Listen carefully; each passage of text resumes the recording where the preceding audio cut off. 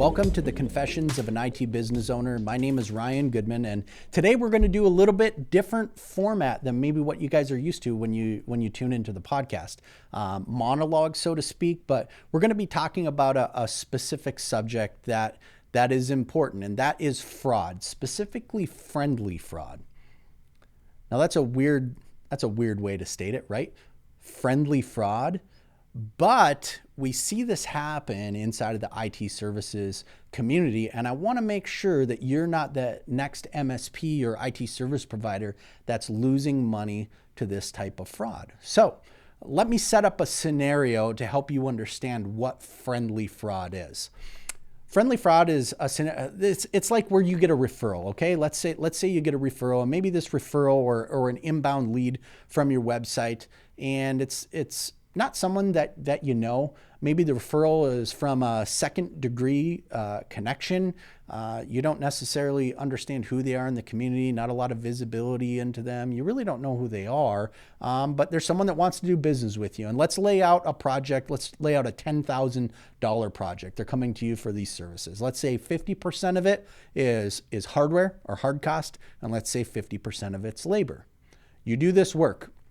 Again, everything goes well. They seem happy.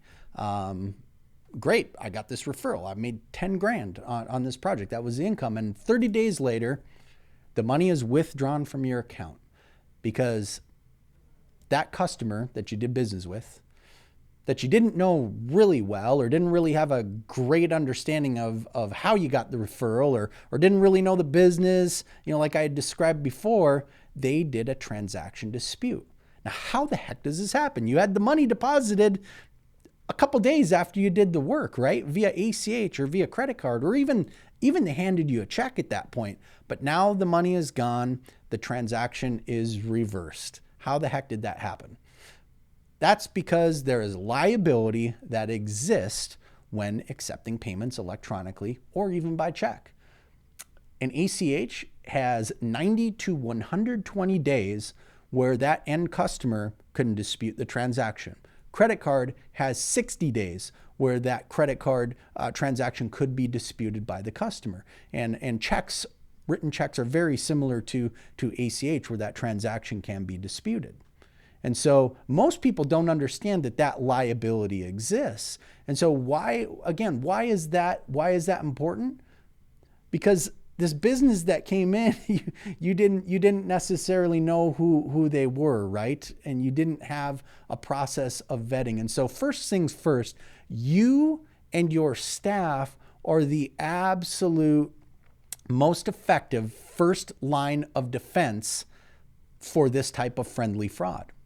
You need to do some vetting on where this client came from. You need to know if you trust that client, that referral source. You need to do a little bit of due diligence to understand, now that you understand this liability, do I trust taking an electronic transaction from this person, knowing that I have that statute of limitations where that money can be withdrawn from my account. Now that you understand why there's some underwriting that needs to happen to set up electronic payment accounts, right? So let's say the processor gets a request to reverse that transaction because of a customer dispute. If they can't withdraw that money from your account, the processor's on the hook to make that transaction whole. So just a little bit of a sidestep there. That's why underwriting exists inside of the electronic payments world when you sign up with us or really any payment processor. And so here's how you prevent it. Number one, the ability to take a wire is a much more finite transaction. Now that sounds a little bit business prohibitive, right? But we're talking about a scenario where you don't know where this referral came from and you don't know the trustworthiness of the person that you're doing the transaction with yet. So if you have that little tinge of like, I'm not sure if this is going to go well, now that you understand the liability exists, the first thing that you can do is say, hey, I need to take a wire for half down on this transaction. They may throw up a little bit of resistance, but you need to explain to them why, based on the things that you just learned about the liability that exists inside of that transaction. Most reasonable people that really want to do business with you and don't want to rip you off are going to understand that, and they're going to want to create a long-term relationship where they know this doesn't have to be a wire transaction every time going forward. You can get on regular ACH or credit card payments going forward once you have an established relationship. But now this first transaction needs to be a 50% wire. That will take care of most people, scare them away that want to commit fraud, friendly fraud against your business.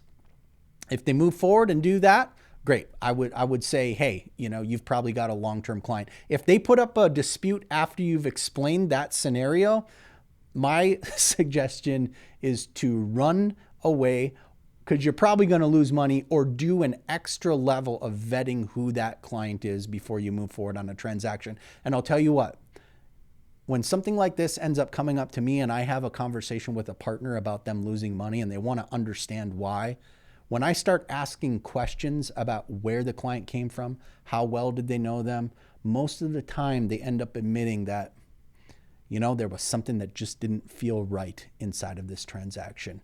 Again, trust your gut, teach your staff about friendly fraud, be aware of it. Now you have a process where you understand the liability that exists in electronic payments. You understand a really good way to hedge it and the questions to ask, and you're going to protect your business going forward from this point from friendly fraud.